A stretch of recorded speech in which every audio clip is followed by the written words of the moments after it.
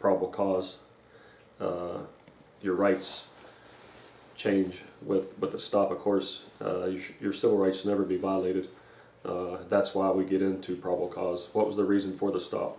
If there's probable cause for the stop, law enforcement absolutely has the right to ask you for any information regarding the stop, you or anybody else in the vehicle.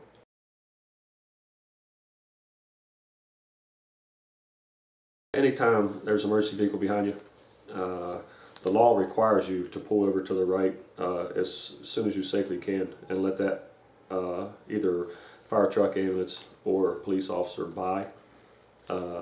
If it's red and blue lights, it's usually police, or blue lights is police.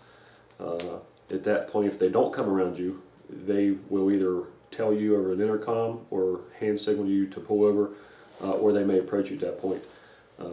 But we always tell people anytime they see emergency lights to please pull over as soon as they can to let law enforcement or EMS by as soon as possible.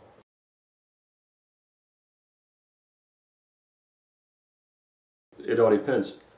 If we're stopping you because you have a burnout tail light, that's a little different frame of mind we might be in than it is if your car matches the description of a car that just took off from a robbery or a crime against a person. So, our emotions might be elevated a little bit also sometimes. It all depends what type of stop it is. So we ask people, use common sense. The first thing, you want to, if it's dark out, maybe turn your dome light on so the officer can see in your car. Have your hands in a place visible to the officers because there might be an officer beside you that you don't see.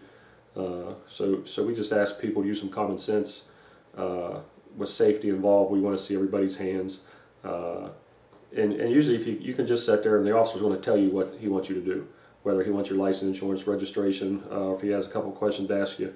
But the big thing is, for safety reasons, just kind of keep your hands to where we can see them, and we kind of take over from there.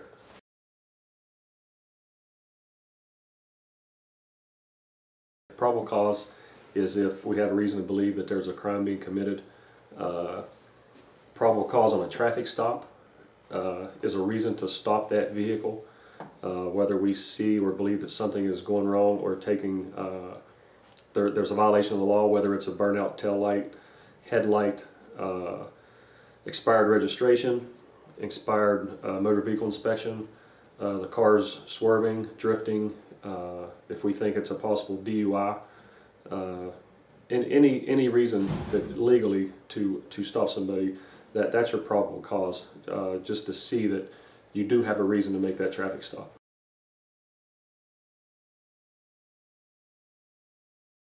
The Constitution, we're not allowed to search or seize a person or their property without probable cause, warrantless arrest. So we have to have the probable cause that leads to reason to believe that something else is going on if we have to get a warrant.